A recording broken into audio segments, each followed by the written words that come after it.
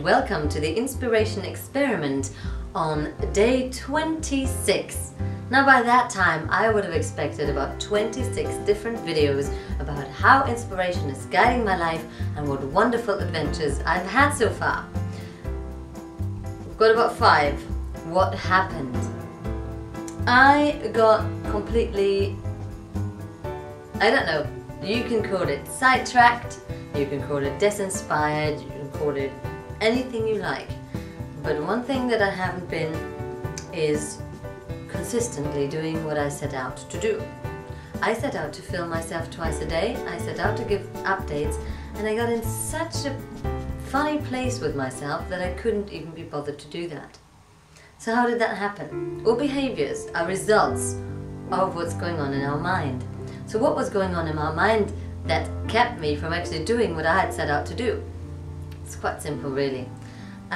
Thoughts started creeping in that this wasn't really going to go anywhere, that nobody's actually going to care that much.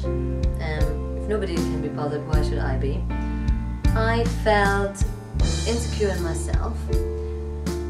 I started feeling that I really should make some time to actually just sit down and get on with things rather than fluff around. I got into a very tootly, housewifey kind of floaty mode, which there's nothing wrong with it as such.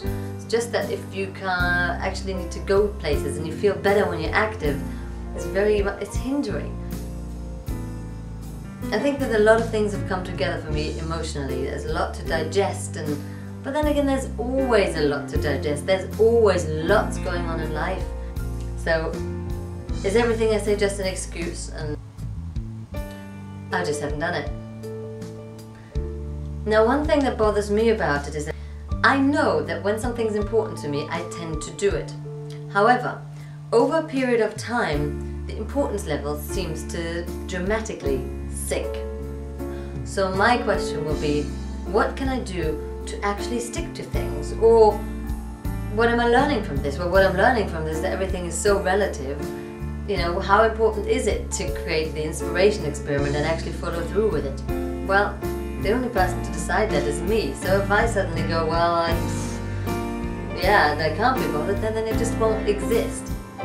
A lot of big companies, a lot of big successes wouldn't exist if people had done the same thing. Because at some point we always reach a point where we just can't be bothered anymore. So the question becomes, what can we actually do to keep us going through phases of our lives where we just can't be bothered for whatever reason? I'm only human, you're only human, and I'm sure you've experienced similar things in your life before. Or is it just me? One thing I find extremely useful and beneficial in these kind of times is a coach. A coach who can help you through thick and thin and just supporting you, getting the best out of you week after week after week. It's a bit like having a personal trainer in the gym. Now, did I have a coach? No, I didn't. Why? Because this wasn't about coaching, this wasn't about getting anywhere, this was about letting go and allowing things to come through me. As a person, I don't change that much whether I've got a job offer or not. As a person, I don't change that much whether I got the big house I wanted or not. As a person, I'm either happy because I find that place within myself to be happy from, or I'm not. So the really relevant question becomes, how can I allow myself to just be? And that's why things are incredibly simple. And because they're so simple, it's almost like my brain can't comprehend it and I want to make it really complicated so that I've got a good excuse of why it's not working. I understand that to get results in my life, I need to take action. This month wasn't about action, it was about exploring inspiration. I understand now that inspiration is wherever we are, so I either plug into it or I don't. That has to do with action, and if just a minute action, but I have to actually do something. I think that looking back at what I've done, it's been a lot. I've been in a very passive place and I wanted things to be done to me.